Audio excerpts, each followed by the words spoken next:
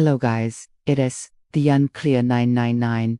I was wondering what if the Titanic never sunk back in 1912? If the Titanic had not sunk on that fateful night of April 15th, its legacians, perhaps the course of maritime history would have taken a very different path. Instead of being immortalized by tragedy, the Titanic might have been remembered as a triumph of early 20th century engineering and luxury, celebrated as the crowning jewel of the White Star Line. But would it still be around in 2025? Unlikely in its original form. Ships from that era were not built to last over a century without extensive maintenance, retrofitting, and modernization. Even had Titanic completed its maiden voyage and served successfully for years, it would have eventually faced obsolescence in the face of rapidly advancing maritime technology, changing safety standards, and the evolving demands of global transportation. Like other great liners of the time, it might have been retired, scrapped, or turned into a floating museum, much like the RMS Queen Mary is today in Long Beach, California. If preserved, perhaps Titanic would now sit in a harbor as a historical, luxurious relic from another era, outfitted with reinforced steel, updated navigation systems, and digital amenities, blending the elegance of 1912 with the innovations of modern times. Tourists from all over the world would walk her grand staircase, dine in her recreated salons, and marvel at her craftsmanship. School children would visit her as part of history lessons. Filmmakers and influencers might film documentaries and content aboard her decks. She would serve not just as a vessel but as a living museum, a bridge between the Edwardian age and the digital age. And more than anything, she would be a testament to what could have been,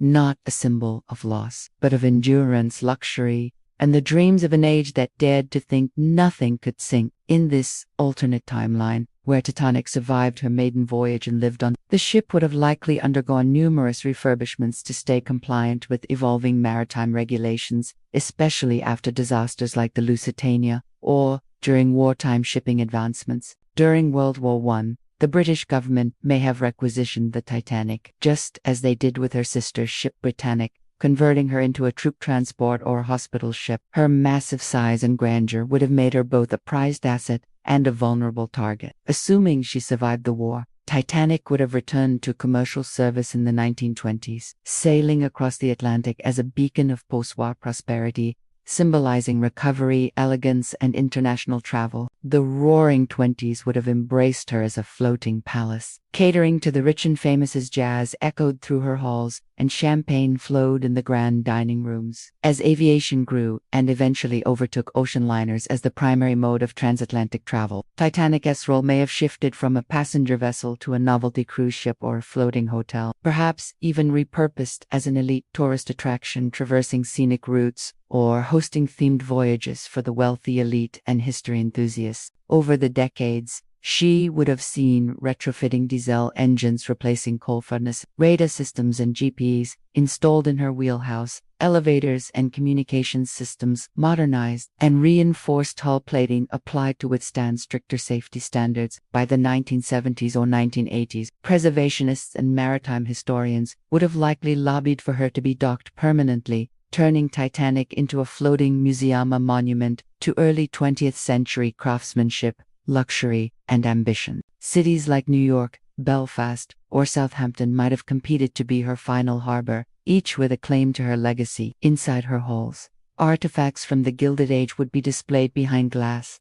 Original furniture, passenger manifests, staff, uniforms, and dining menus. Her grand staircase would remain polished and pristine, a favorite photo spot for tourists reenacting scenes from the 1997 James Cameron film, which may never have been Medore, would have taken a completely different narrative had Titanic's story not ended in tragedy. School groups, historians, and cruise lovers would flood her decks, not to mourn, but to marvel. Documentaries and guided tours would discuss not just her luxury, but also her incredible survival, telling tales of a world that believed it could master nature and, in this rare case, didn't fail. In 2025, Titanic might be celebrating her 113th anniversary with global fans, streaming a virtual tour in high definition across VR platforms and allowing people from all over the world to experience her legacy from home. She could host elite galas, historical reenactments, or even serve as the backdrop for weddings, political summits, or cinematic productions, her name would still command or not because of what was lost, but because of what endured. The Titanic would have stood as a testament not to human hubris, but to the resilience of dreams. And in that version of history,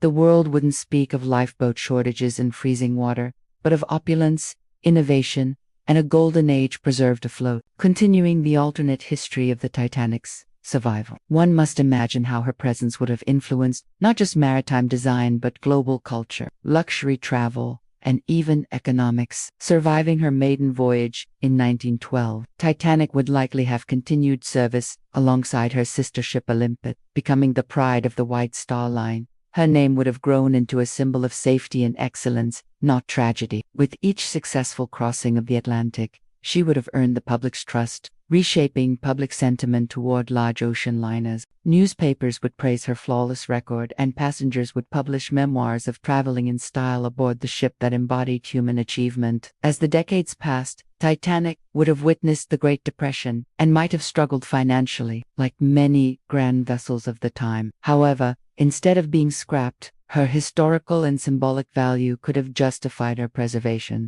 During World War II, Titanic may have once again been pressed into service, perhaps as a troop transport or supply ship, yet she might have avoided destruction due to her size, fame, and strategic decisions. Surviving the war, she would have undergone a full modernization process in the 1950s or 60s. Her once coal-powered engines replaced with diesel turbines. Gone would be the towering smokestacks, replaced with sleek exhaust systems and updated navigation equipment. By the time the jet age overtook ocean liners as the primary form of travel in the 1960s, Titanic would no longer compete in speed or utility, but her allure would have remained untouchable. Tourists would seek out the Titanic experience as something more than just travel. It would be immersion in history. Titanic would transition from a transatlantic transporter to a luxury cruise liner or stationary resort ship, perhaps anchored in a harbor like New York, Liverpool, or even turned into a UNESCO World Heritage Site. Renovated interiors would honor the original Edwardian design, but new sections of the ship could be transformed into educational spaces, virtual tour centers, and even underwater observation pods to connect guests with her seafaring routes. In this future, Titanic would be more than a ship. It would be a living museum, a luxurious venue,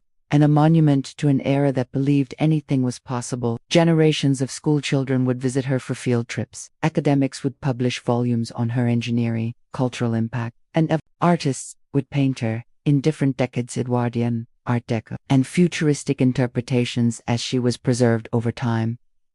Celebrities would host events on board. Politicians might give speeches from her decks. Aboard Titanic, people would feel they were standing on a piece of living history. By 2025, Titanic might have a digital twin in the metaverse, allowing people across the globe to experience her ambiance virtually. She would be the subject of documentaries, exhibitions, and international events commemorating her voyage, not as a reminder of death, but as a celebration of survival. Visitors might dine in the original first-class dining room restored with velvet chairs and gilded ceilings, eat dishes from 1912 menus recreated by Michelin-star chefs, or stay in historically themed cabins, complete with air experiences, overlaying digital stories of past guests. An entire industry might emerge around the Titanic. Cruises, board games, films, and even fashion lines inspired by her timeless aesthetic. In this alternate timeline, the word Titanic would mean something entirely different. It would stand not for